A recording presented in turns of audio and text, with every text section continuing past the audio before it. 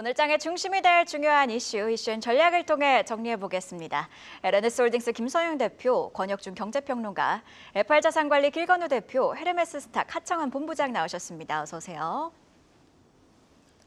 네, 이번 주 수요일 4분기 실적 공개를 앞둔 삼성전자, 그리고 마찬가지로 이번 주에 실적을 발표할 LG전자 이야기로 출발을 해보도록 하겠습니다. 올해 연간 실적 흐름을 가늠할 수 있는 바로미터라는 점에서 관심이 좀 쏠리고 있는데요. 다만 기대를 충족시키긴 어려울 것이다, 이런 전망들도 우세한 상황입니다. 그래도 좀 눈여겨봐야 할 포인트, 권혁중 평론가님 어떻게 보고 계실까요? 네, 그렇습니다. 우리 시장은 이제 본격적인 이제 어닝 시즌으로 이제 돌입을 했고요. 이제 8일 삼성전자가 잠정 실적을 이제 발표를 합니다. 시장의 컨센서스 사실 이제는 전망치가 좀 나쁘게 나오고 있는데요. 일단 매출 4분기 매출이 한 77조 원 정도, 4분기 영업이익이 8조 5천억 원 정도 예상을 하고 있는데 일각에선 7조 원대 영업이익도 나올 수 있다 이렇게 보고 있습니다. 8월 초 예상이 14조 원 영업이익 전망이었는데 많이 낮아진 상태고요. 연간으로 봐도 이제 마찬가지입니다. 그런 이유는 아시겠지만 DS 부분에서 이제 실적 부진 이런 것들이 이제 영향을 줄 것으로 보고 있는데 DS 사업부에 대한 이제는 아시겠지만 세 가지 악영향이 좀 있었죠. 뭐 첫 번째로는 사실 작년 한 해 엔비디아 쪽으로 뭐 5세대 HBM에 대한 납품이 이제 실패가 됐다는 부분 이런 것도 이제 영향을 미쳤고 이제 두 번째로는 이제는 레거시 반도체에 대한 사실상 이제 공급 과잉으로 인해서 가격이 좀 하락됐던 부분, 세 번째는 파운드리 쪽에서의 이제 조 단위의 적자 이런 것들이 이제 영향을 주고 있다 이렇게 보시면 되겠고요. 그래서 이제는 3분기보다도 이제 4분기가 더 업황이 안 좋았다 이렇게 영업이익이 더 감소될 전망이다라고 보고 있습니다. 근데 제가 말씀드리고 싶은 게 그래서 이제 아시죠? 그래서 어쩌라는 거냐라고 봤을 때 그렇다고 뭐 지금 4분기에 영업 환경이 안 좋다 그래서 영업이익이 전망치가 하향이 됐다고 해서 삼성전자에 대한 악영향이 나올 것이냐 그렇지는 않고요. 오히려 사실 워낙 지금 눈높이가 낮아진 상태입니다. 과거에 삼성전자 주식이 굉장히 영향이 컸던 것이 반대포의 변동폭이 컸던 것이 실적 기대치가 굉장히 높았었거든요. 근데 지금 아시겠지만 하향 안정화가 되고 있어요. 이미 이제는 실적이 많이 눈높이가 낮아진 상태다 보니까 실적 발표한 다음에는 사실상 또 다른 어떤 모멘텀이 나올 수도 있다라는 점을 좀 강조드리고 싶다라고 말씀을 드리겠고요. 전자도 마찬가지입니다. LG전자 같은 경우에도 사실 작년 한 해를 본다 그러면 상고하저의 어떤 흐름을 이어갔다라고 보시면 되겠고요. 컨센서스를 본다 그러면 지난 4분기에 이제 매출 한 22조 원 정도, 그다음에 영업이익 한 4,300억 원 정도 이렇게 보고 있는데 전년 동기 대비해서는 높았습니다. 그런데 보셔야 되는 게 사실상 이제 물류비가 좀 상승하면서 저거보다는 좀 덜 나올 수도 있다라는 시장의 예상치가 지금 나오고 있는 것이죠. 그래서 실제 이제는 교보증권에서 이런 얘기를 합니다. 야, 그 LG이노텍 알짜배기 회사 빼고는 그렇게 보면 556원 적자 나올 수도 있다 이런 얘기가 나오거든요. 그러니까 사실상 이제는 알짜배기를 빼면은 그렇게 좋은 흐름을 이어가지 못했다라는 것이 또 시장의 전망치예요. 그래서 이것도 마찬가지입니다. 이제 지금의 눈높이가 낮아진 상태다 보니까 말 그대로 뭐 이제 실적 공개되고 나서는 또 이제 투자자들이 다른 생각을 또 가질 수 있다라는 측면, 이런 측면은 좀 가질 필요가 있다라고 좀 말씀을 드립니다. LG이노텍이 상장 회사긴 하지만 이제 지분별 평가로 이렇게 LG이노텍을 빼면 오히려 적자 날 가능성까지도 예상을 할 정도로 눈높이가 많이 낮아져 있는 그런 상황입니다. 올해 실적 전망 삼성전자, LG전자 모두 대체로 좀 부정적이죠. 증시 전반에 투심이 더 꺾일까 우려가 되긴 합니다. 그래도 우리 전자 기업들 역사적인 저점에 가까운 가격이니만큼 곧 반등할 수 있기를 기대해 보겠습니다. 이번에는 SK하이닉스 소식이죠. 최악의 인수로 불렸던 중국 다롄 공장에 자본금이 급증했다는 소식이 들립니다. 뭔가 좀 돈이 더 들어온 거죠. 돈을 더 잘 벌었거나 분위기가 지금 바뀌기 시작했다 이런 평가도 나옵니다. 아픈 손가락에서 주력 생산 기지로 거듭나게 된 배경, 김선영 대표한테 들어보겠습니다. 사실 뭐 이 다롄 공장을 인수하는 그 시기 때쯤에 사실 저는 이 인수에 대해서 나쁘다 생각 안 했습니다. 왜냐하면 이제 인텔이 나가면서 인텔한테 거의 뭐 어떤 사람들은 떠밀리기식으로 이제 인수를 당한 거다 뭐 이런 식으로 이겨 나왔었는데 사실 그때 이후에 그대로 이제 SK하이닉스의 아이디어대로만 갔다라고 하면은 좀 빨리 분위기를 바꿀 수 있었던 그런 딜이었습니다. 하지만 문제가 뭐였냐면은 딱 인수하고 나서 그 이후에 바로 미중 무역 분쟁이 터졌고요. 그리고 바로 나서 코로나 사고가 터지면서 외부 상황상 이제 최악의 인수다라는 그런 평가를 받는데 사실 M&A 하다 보면 이런 일 되게 많은데 이건 어쩔 수 없는 부분이죠. 기업이 어떻게 할 수는 없는 부분인데 다행히 SK하이닉스 같은 경우는 이제 캐시카우가 충분히 있기 때문에 그 자원 가지고 좀 잘 버텼던 것 같습니다. 다행히 작년부터 또 데이터 센터발 수요 급증에 따라 가지고 차세대 낸드 플래시 생산 기지죠. 다렌팹의 이제 분위기가 완전 달라지고 있다는 그런 내용이 나오고 있는데 이것 때문에 이제 다렌팹에 속해 있는 SK하이닉스 자회사죠. 이제 솔리다임의 21년도 2, 4분기 이후에 쭉 적자 그 분위기가 12분기만인 지난해 이제 2, 4분기부터 이제 흑자로 돌아섰다는 그런 내용이 나왔습니다. 잘 아신 대로 올해 이제 1, 4분기에 주력 제품인 ESSD죠. 요거에 대한 가격 하락이 좀 예상되면서 현재 감산 논의까지 되고 있는 상황이어서 다른 이제 좀 살만한데 이제 좀 분위기가 다시 원래대로 돌아가려나라는 이런 어떤 불안감도 좀 있긴 있는데 그건 좀 너무 앞서간 불안감이다 좀 판단되고 있고요. 일단 뭐 SK하이닉스 측은 뭐 잘 아시는 대로 이제 QLC 같은 이제 낸드의 압도적인 기술력 가지고 좀 우리는 벌려가겠다, 뭐 선점을 하겠다는 그런 계획을 발표를 했고 그리고 차세대 HBM으로 꼽히지 않습니까? QLC 같은 경우는 그래서 아무래도 이 QLC 시장 이 낸드의 시장 점유율이 전체 낸드 시장에서 작년에 20.7%였는데 2027년까지 46.4%까지 늘리겠다는 그런 내용도 나왔기 때문에 이게 전망으로 나왔기 때문에 이것도 좀 분명히 SK하이닉스의 어떤 흐름을 봤을 때는 나쁘지 않은 그런 분위기로 갈 수 있다는 그런 내용이고요.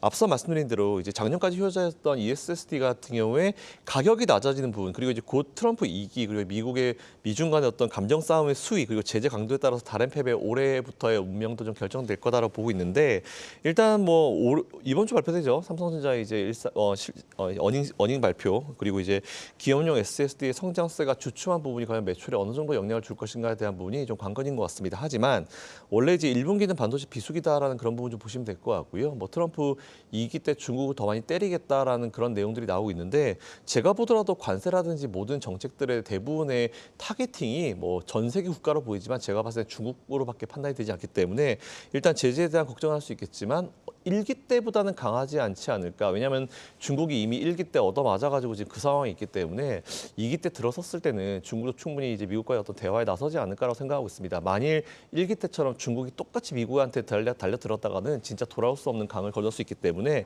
일단 그거에 대한 부분은 미국과 중국과의 어떤 대화를 한번 지켜보실 필요가 있을 것 같다는 말씀드리고요. SK하이닉스에 대한 투자 의견 당연히 이어가시면 좋을 것 같다는 말씀드리고 추가적으로 삼성전자 지금 되게 힘든 상황이 맞긴 맞습니다. 하지만 장기적인 사이트 유지하시고 굳이 이거 던지고 다른 쪽으로 이동하실 필요는 없을 것 같다는 말씀까지 추가로 드리겠습니다. 네, 일기 때보다는 트럼프 2기 행정부에서 중국을 견제하는 움직임이 예상보다 우리 반도체에는 영향이 크지 않을 수도 있다라는 의견까지 한번 들어봤습니다. 자, 계속해서 환율 상승에 힘입어서 새해에도 순항 중인 조선업황 살펴보도록 하겠습니다. 국내 증시 주도주로 부각이 되면서 고평가 부담은 좀 커졌지만 여전히 해외 시장에서 러브콜을 받으며 성장성을 입증해 나가고 있는데요. 하창한 본부장님, 현 시점에서는 어떤 주선주를 좀 주목해서 봐야 될까요?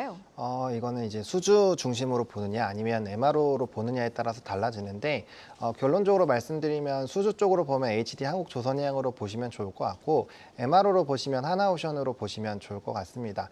일단 뭐 조선업 같은 경우는 지금 현재 시점으로만 놓고 보면은 평가가 좀 높다라는 얘기가 나올 수는 있지만 추가적으로 이제 수주가 더 늘어나는 이벤트가 생겼기 때문에 그거를 이제 좀 선제적으로 당겨서 이제 밸류 평가를 했을 때는 또 룸이 또 상당히 열릴 수가 있거든요. 일단 LNG 선에 대한 이런 발주가 크게 나타날 수 있다는 점, 이게 미국 그 LNG 프로젝트 재개에 따른 수혜가 나타날 거고 이 물량은 아무래도 중국보다는 우리나라 쪽으로 넘어올 확률이 굉장히 높습니다. 그래서 그런 관점으로 보신다라고 한다면 밸류업이 좀 더 가능하지 않을까라고 보고 있고요. 또 MRO 같은 경우도 지금 이제 작년에 수주를 받았었던 내용들이 올해 상반기에 다시 한번 조금 이제 반납을 하면서 추가적인 모멘텀이 나타나고 있는 상황이고요. 또 도크 같은 경우도 추가적으로 이제 우리가 대응할 수 있는 영역이 높아지다 보니까 추가적인 수주가 좀 확대가 되지 않겠느냐라는 평가를 받고 있습니다. 그래서 또 다른 캐시카우로 또 좀 반영이 될 거기 때문에 모멘텀 자체는 굉장히 좀 강해질 수 있겠다라고 보시면 좋을 것 같고요. 추가적으로 이제 뭐 후판이라든지 이런 이벤트가 있게 된다면 좀 부담감이 생기겠지만 현재 시점에서는 그런 가격적인 상승이 강하게 나타나기가 어렵기 때문에 그런 부담감들은 일부 내려놓으셔도 괜찮지 않을까 싶습니다. 네, 지금 토픽으로 조선주의 토픽으로 HD 한국조선해양 이건 수주 모멘텀 계속 이어질 거라고 이제 설명을 해주셨고 하나오션, MRO, 유지보수 쪽에서 모멘텀이 있다 이렇게 두 개를 꼽아주셨네요. 피크아웃 우려도 덜었다고 평가가 되는 조선주들 특히 요즘 달러로 수주를 하면 또 달러로 받죠. 강달러 수혜까지 이어지는 우리 조선주들 주목을 두 토픽으로 확인을 해봤습니다. 자. 다음에도 역시 환율 수혜주들 얘기입니다. 작년에 수출액 첫 100억 달러를 돌파한 화장품 업계 얘기입니다. K뷰티가 프랑스의 샤넬, 랑콤을 제치고 미국과 일본에서 수입 1위에 올랐습니다. 또 국내 화장품 브랜드 마녀공장의 경영권이 1,900억 원의 사모펀드로 넘어갔다. 이런 소식도 전해졌는데요. 그런데 지금 트럼프 행정부의 규제 강화가 예고된 상황이지 않습니까? 뷰티주 투자 전략, 길건우 대표는 어떻게 생각하십니까?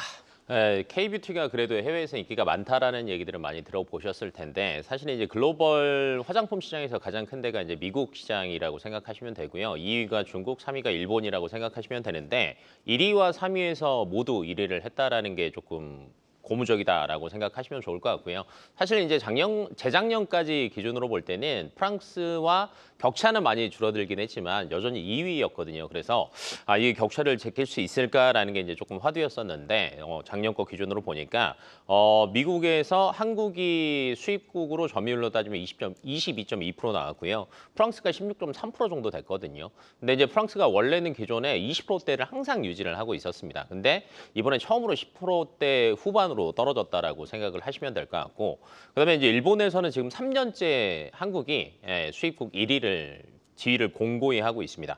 한국 같은 경우에는 일본에서는 한 28.8% 정도 그 점유율을 가지고 있기 때문에 어찌 됐건 미국과 일본에서 잘 팔리고 있다라고 생각하시면 될 것 같고, 품목군으로 본다라고 하면요, 미국에서는 기초 화장품 라인이 조금 잘 팔리고요, 일본에는 색조 화장품 라인이 잘 팔리는데 미국 같은 경우는 사실은 기존에 화장품에 대해서 기초 라인이 그렇게 다양하지 않았습니다. 기존에는 이제 대부분 올인원 제품이라고 하는 것들을 그냥 한 번에 쓰고 말았었는데 최근에 그 다이어트에 조금 진심인 것들이 뭐 미국과 유럽에서 많이 비춰지고 있잖아요. 그러다 보니까 안티에이징 쪽에 대한 기능성 화장품에 관심이 많이 생기다 보니까 우리나라 제품이 조금 많이 팔리고 있다라고 생각하시면 될 것 같고, 그다음에 나라별 수출 증가율로 수치를 보니까 미국이 재작년 대비해서 거의 한 52% 정도 올랐고요. 유럽도 50%, 중국만 마이너스입니다. 마이너스 9% 정도 나왔는데 여전히 미국과 유럽 시장에서도 안전하게 잘 가고 있다라는 거 보시면 될 것 같고, 앞에서 또 앵커님이 환율 수혜주로 사실은 이제 화장품주들도 많이 거론이 되고 있잖아요.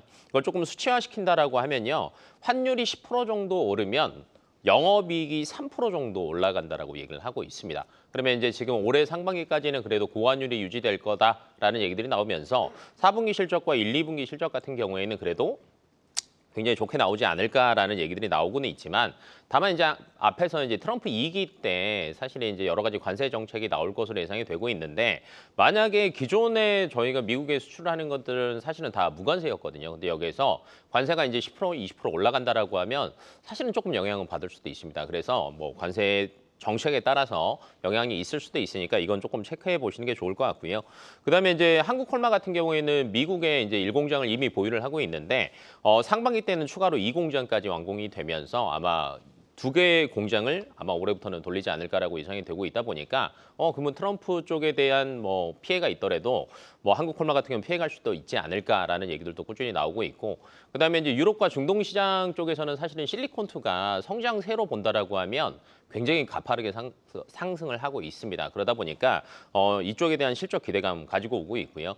그다음에 이제 최근에 이제 북미 시장 계속 저희가 말씀을 드리고 있는데, 북미 시장과 환율 상승에 대한 수혜는 사실은 CNC나 아모레퍼시픽 같은 경우가 뭐 수혜를 보지 않을까라고 예상이 되고 있는데, 최근에 주가 흐름을 보신다라고 하면 굉장히 낮아요. 주가가 굉장히 밑에 부분에 있는데 아마 4분기 실적과 1분기 실적이 발표된다라고 하면 아마 조금 상승할 수 있는 여러 가지 모멘텀들을 가지고 있다라는 관점에서 본다라고 하면 뭐 지금 뭐 그 적극적으로 조금 매수를 보셔도 저는 나쁘지 않다라고 개인적으로 생각하고 있습니다.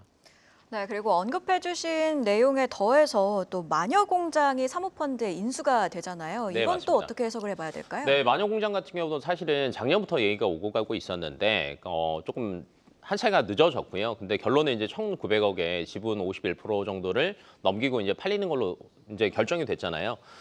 작년 한 해만 본다라고 하면 우리나라 그 여러 가지 화장품 업체들이 매물로 나와서 거래가 성사된 게 10건 정도 됩니다. 그리고 아마 지금 현재도 매물로 나와 있는 게 서린 컴퍼니 정도 나와 있거든요. 해외 미국 시장과 일본 시장에서도 인기도 있고 플러스 알파로 앞으로 환율에 대한 수혜도 있는 상태에서 M&A가 적극적으로 이뤄진다라고 하면 화장품 섹터 자체의 수급은요 굉장히 좋다라고 생각을 하시면 될 것 같고요. 실적 좋고 수급 좋으면 주가는 우상향하는 경우가 굉장히 많기 때문에 조금 긍정적인 신호로 보고 있습니다. 네, 전반적으로 봤을 때 뭐 아마존 뷰티 카테고리에서 우리 K뷰티 기업들이 상위권을 휩쓸고 있는 만큼 계속해서 K뷰티 열풍이 지속되길 함께 기대해 보도록 하시죠. 자, 이어서 오늘 아침에 나온 가장 빠른 리포트 확인해 보고 오겠습니다. 박정은 캐스터가 준비했습니다. 네, 오늘 아침에 나온 리포트 확인해보는 가장 빠른 리포트앤 공시 시간입니다. 주말 사이 한방눈이 내린 뒤 맞이하는 이번 주 첫 거래일, 지난주 양대지수 상승한 데 이어서 오늘도 힘을 내주면 좋겠는데요. 증권사들이 부지런히 목표가 상향과 하향 리포트들 발간한 가운데 상향 의견으로는 HD 현대 일렉트릭과 파마 리서치, 앞서서 언급해 주셨던 아모레퍼시픽 그리고 네이버에 대한 리포트가 나왔고요. 반도체 안에서는 SK하이닉스의 목표가 30만 원이 유지된 가운데 4개의 증권사들이 삼성전자를 주목하면서 목표가를 7만 6천 원에서 7천 원으로 줄 하향한 점 특징적이었습니다. 먼저 HD 현대 일렉트릭 리포트부터 체크해 보시죠. 작년 코스피 상승률 1위 기업입니다. 상장인 증권은 오늘 HD 현대 일렉트릭에 대해 4분기 매출이 9,855억 원, 영업이익은 2,376억 원으로 컨센서스에 부합할 거라고 예상하며 목표가 50만 원으로 올려잡았습니다. 캐파 증설과 계절성으로 인한 레버리지 효과, 여기에 고환율 수혜까지 더해지며 서프라이즈가 예상된다고 밝혔는데요. 또 내년 실적 가이던스로 매출 3조 9천억 원과 신규 수주 38억 불을 예상하며 이후 수주 퀄리티가 수익성의 키가 될 거라고 판단했습니다. 한편 이미 북미 주요의 유틸리티사를 고객사로 두고 수주를 지속 중인 점에서 수익성 확장 여력이 충분하다고 진단한 점 투자에 참고해보고요. 상상인 증권이 오늘 전력설비 테마 대표주들의 목표가 일제히 올려잡은 점 주목해보시죠. 이어서 아모레퍼시픽 보고서도 확인해보겠습니다. 오늘 아모레퍼시픽이 증권가의 뜨거운 감자입니다. 상향과 하향, 유지 보고서 모두가 발간됐는데요. 이 중에 하나증권은 미국과 일본의 중국 수요가 대체가 본격화될 거라며 목표가를 19만 원으로 상향 조정했습니다. 일단 국내에선 면세 채널 부진에도 이커머스가 확장된 점, 해외에서는 채널 접점 확대와 수요 확대가 동반된 점을 긍정적으로 바라보면서 4분기 실적이 컨센서스에 부합할 거라고 짚어냈고요. 이어서 올해 전망에 대해서는 중국 부담 축소와 글로벌 확장 가속화로 이익 모멘텀 기대가 된다고 평가를 했습니다.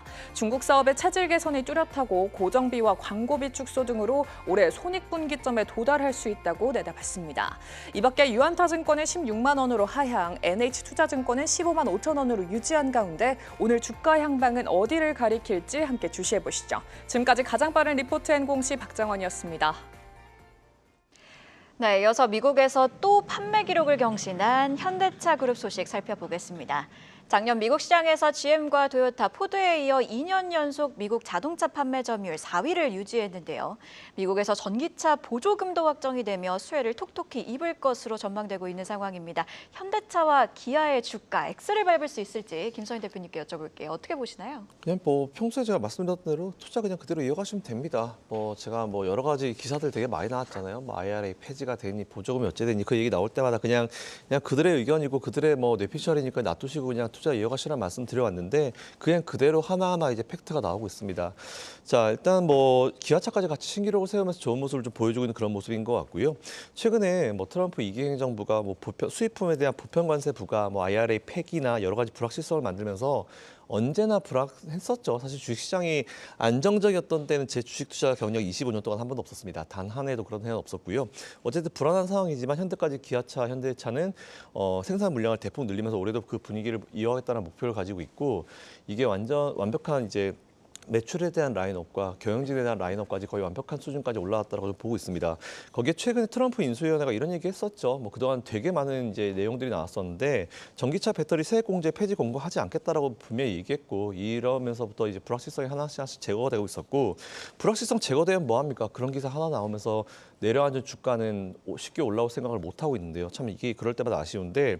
그동안 사실 뭐 확인이 안 된 그냥 막 던지는 수준의 일단 기사들이 되게 많이 나왔던 건 사실인 것 같습니다. 근데 그게 정리가 되고 있고 또 최근에 또 어떤 내용이 나왔냐. 지난주였었죠. 현대차 전기차 5종이 미국 IRA 보조금 대상에 포함이 되었다는 내용이 나오면서 지난주 금요일 날 관련주들이 좋은 모습을 보였습니다. 그리고 원래 작년 기준으로 현대차, 기아차, 제네시스 전부 다 보조금 대상이 아니었어요. 근데 이번에 그 3개 브랜드가 다 보조금 대상에 들어갔다는 부분도 조금 다른 의미로 해석하실 수 있을 것 같습니다.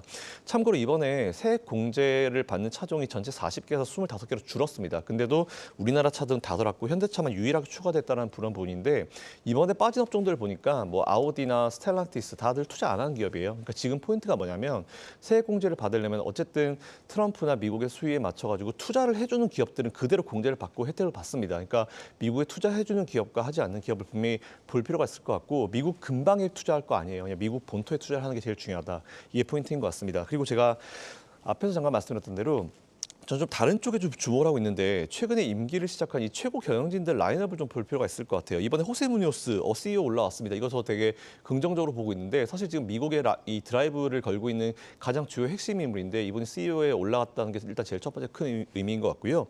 두 번째로는 이것도 되게 재밌는 라인업인데 그동안 우리가 아마 정치 면에서 되게 많이 본 분이에요. 뭐 국무부 특별대표, 뭐 주한 미대사로 유명했던 그 성킴이라는 분이 아마 아실 겁니다. 사진 보면 다 아실 텐데 이분이 작년부터 이제 외부의 감사로 있다가 이번에 신임 사장이 됐습니다. 그래서 아마 미국의 외교 전문가 라인업까지 갖춰졌기 때문에 전문으로 진짜 미국에서 막 활동하고 싶어서 드라이브를 걸고 싶어서 정말 안달이 나 있는 호세 무뇨스 여기다가 미국의 정치 라인까지 들어가 있는 이제 성킴까지 라인업이 구성됐기 때문에 매출 잘 만들어져 있고 뭐 정치나 여러 가지 부분들이 다 컨트롤돼 있어서 제가 봤을 때는 이 CEO 라인 되게 좋은 것 같습니다. 이에 따라서 앞으로 이런 것들 체크하셔가지고 현대기아차 그냥 쭉 투자하시라는 말씀 이어가겠습니다. 네, 현대차 대표이사로 선임된 호세 무뇨스, 북미 시장 확대에 큰 공을 세웠죠. 아울러서 북미 시장 경쟁력 강화에 힘을 쏟겠다 이런 포부까지 밝혔습니다. 현대차 그룹 호시적 행진 올해도 이어가기를 응원하겠습니다. 다음에 공시 하나 체크해 보도록 하겠습니다. HD 현대마린솔루션의 경영진이 스톡옵션을 행사했습니다. 바로 매각해서 3배 넘는 차이까지 거뒀죠. 우리로서는 부러울 따름인데 또 매물이 나올 가능성은 없는지까지 권혁중 평론가한테 들어보겠습니다. 네, 매물 나올 가능성은 충분히 있다라고 생각을 해보겠는데 그건 차차 말씀드리겠고요. 일단 HD 현대 마린 솔루션 같은 경우에는 뭐 아시겠지만은 그 정기선 HD 현대 수석 부회장이 주도를 했습니다. 사실상 굉장히 시장을 앞서서 잘 봤다라고 저는 생각을 해보겠고 애프터마켓이라든지 아니면은 친환경 개조 수요가 있잖아요. 그러다 보니까 이게 유지보수 기업의 이제 1위 기업으로 이제 발돋움했다라고 보시면 되겠는데. 그때 이제 IPO 했을 때 사실상 이제 이슈가 됐던 것이 이제 경영진에 대한 큰 뭐 보상 부분이었습니다. 바로 스톡 옵션이라고 보시면 되겠는데 오히려 이제 공시를 했습니다. 스톡 옵션 부여일이 사실상 뭐 이기동 사장만 본다 그러면 2022년 11월이었는데 그때 8,500주였거든요. 근데 이게 스톡 옵션 행사를 이제 절반 했습니다. 그래서 주식으로 바꿨는데 4,250주 이제는 행사했고요. 주당 5만 원에 본다 그러면 뭐 3월 그러니까 종가 기준으로 3일 종가 기준으로 본다 그러면 평가 이익이 한 4억 한 3천만 원 정도 될 거다 이렇게 보고 있습니다. 그래서 금액이 크지는 않네요. 네, 크지는 않습니다. 뭐 경영진 다 합쳐서 한 8억 원 조금 넘어가는 정도거든요. 그래서 이제 행사일이 이제 중요한데 12월 31일에 이제 행사를 했다라는 거죠. 근데 왜 제가 말씀드리고 싶은 게 뭐냐 그러면 스톡옵션 행사일입니다. 이게 스톡옵션을 어떻게 지정을 했냐면 행사일을 사실상 이제는 2024년도부터 2026년 12월 25일부터 31일까지 그때 딱 3차례 이제는 행사일로 이제 정해놨거든요. 그래서 가장 빠른 시기에 이제 행사를 했다라는 거죠. 그런 이유는 아시겠지만 주가가 뭐 지금 좋기 때문에 아마 이런 어떤 행사를 통해서 말 그대로 이제는 뭐 차익 실현했다라고 좀 저는 생각을 해보겠고 두 번째로는 또 우리 사주 부분도 보셔야 됩니다. 우리 사주는 사실 비중이 그렇게 많지는 않습니다. 전체 본다 그러면 유통 물량이 한 0.91% 정도 되거든요. 그러니까 많지는 않은데 이것도 마찬가지로 사실상 경영진과 마찬가지로 행사일과 아니면은 보호예수죠. 그 이제는 보호예수도 6개월로 묶여 있다 보니까 이거 풀렸어요. 12월 11월 달로 그러다 보니까 사실 행사할 수 있는 기간이 있고 제가 봤을 땐 장내 매도가 분명히 이뤄졌을 거라고 보고 있고 마지막으로 이제는 2대 주주인 KKR 이것 때문에 사실 말씀드리는 거거든요. 이 지분 매각 일정이 굉장히 이제는 개인 투자자분들에게는 굉장히 예민하게 다가올 수 있습니다. 왜 그러냐면 이제 주식 보유수가 굉장히 많죠. 사실 2대 주주다 보니까. 그래서 총 보면은 1,520만 주였다가 일단 그때 상장했을 때 이제 445만 주를 이제 매도를 했고요. 그래서 지금 남은 게 한 1,075만 주 정도 되는데 6개월의 의무보유 이거 풀렸습니다. 11월 달 기준으로 끝났기 때문에 사실상 이제는 막대한 사실 주식 종목들이 주식 수가 이제 블록딜 형태로 이제 나올 가능성도 있다라는 거죠. 그렇게 된다 그러면 사실상 개인 주주 입장에서는 사실 단기로 본다 그러면 주식이 떨어질 가능성도 있습니다. 하지만 변수는 있습니다. 첫 번째 배당 성향이고요. 사실 배당 성향을 지금 50에서 70% 가지고 있기 때문에 이것도 좀 미뤄질 수 있고 마지막으로 업황이 좋기 때문에 아마 지금 보면은 지분 매각 시점이 늦춰질 가능성도 있다. 그래서 이런 부분도 개인 투자자 분들이면 꼭 아셔야 될 중요한 스케줄이다라고 말씀을 드립니다. 네, 언급을 해주신 것처럼 우리사주 물량이 나올 가능성, 여기에 2대 주주인 KKR의 차익 실현 시점이 좀 중요할 것 같은데 새로운 소식이 들려오는 대로 빠르게 전해드리도록 하겠습니다. 자, 오늘장 섹터 전략 이어가도록 하겠습니다. 길건우 대표님께서 로봇주를 가지고 오셨는데 레인보우 로보틱스의 삼성전자 자회사 편입 소식에 업종 전체에 대한 관심이 집중이 되고 있습니다. 어떤 포인트들을 집중해봐야 될까요? 삼성전자 입장에서는 이제 올해 뭐라도 하나 새로운 성장을 끌고 갈 수 있는 산업을 하나를 해야 되는데 그게 이제 로봇으로 조금 확정이 됐다라고 생각을 하시면 될 것 같고요. 근데 이제 올해 같은 경우에는 이제 휴머노이드 같은 경우가 뭐 사실은 이제 기존부터 얘기는 계속 나오고 있었어요. 테슬라로 시작은 됐지만 오픈 AI도 이제 휴머노이드 사업 본격적으로 진출하겠다라고 얘기를 했고, 그다음에 이외 뭐 엔비디아도 계속 얘기하고 있고요. 그다음에 무엇보다도 중국에서 뭐 화웨이를 비롯한 휴머노이드 관련된 그 로봇 업체들이 굉장히 많이 있거든요. 근데 아마 내년부터 양산이 많이 될 것으로 예상이 되고 있습니다. 그러다 보니까 삼성전자가 조금 빨리 뛰어들었다라고 생각을 하시면 될 것 같고, 원래는 그 레인보우 로보틱스 처음에 투자를 할 때 그 콜옵션을 1차, 2차를 받았었는데 1차 만료가 26년 3월이거든요. 2차가 29년 3월이고, 근데 이거를 행사를 좀 굉장히 빨리 했다라고 생각을 하시면 될 것 같아요. 그만큼 삼성전자 입장에서는 올해를 조금 휴머노이드의 뭐 원년으로 조금 생각을 하고 있다라고 생각을 하시면 될 것 같고요. 만약에 이제 콜옵션 잔여 수량 458만 주 정도 남아 있는데 이것까지 모두 행사를 한다라고 하면 지분율이 35%에서 58.6%까지 올라간다라고 생각하시면 될 것 같고, 17일부로 삼성전자 자회사에 편입이 됩니다. 근데 이제 여기서 이제 중요한 포인트는 자회사로 편입됐다라고 해서 로봇 섹터가 무조건 좋아지지는 않을 거예요. 그럼 여기서 더 좋아지려면 삼성전자와 함께 손을 잡고 어떤 제품 라인업을 하고 매출이 얼마나 일어나느냐를 포인트로 한번 잡아보시는 게 좋을 것 같고, 그러다 보니까 어찌됐건 관련 업체들이 조금 물망에 계속 오르고 있는 것 같아요. 그러니까 대부분 이제 감속기랑 액추에이터 관련 기업이라고 보시면 될 것 같은데, 이런 기업들 같은 경우 조금 기억해 두셨다가 뭐 실적이나 수주 관련 얘기가 나오면 같이 움직일 수 있다라는 거 체크해 보시면 좋을 것 같고, 그다음에 추가적으로는 이제 나라에서도 사실은 국가 첨단 전략 기술이라고 해서 이번에 로봇을 신규로 지정을 했습니다. 그러다 보니까 대기업 손을 잡고 있지 않은 기업들 같은 경우는 사실은 시장에서 오래 버티는 게 조금 힘들었는데 그래도 뭐 버티고 나갈 수 있는 발판이 조금 마련이 됐다라고 생각하시면 될 것 같고, 그다음에 추가적으로 이제 올해 같은 경우에는 휴머노이드도 있지만 조선이나 방산과 같은 기존의 다른 제조업 라인들과 얼마나 많이 조금 적용이 되느냐도 조금 포인트로 잡아보시는 게 좋을 것 같고요.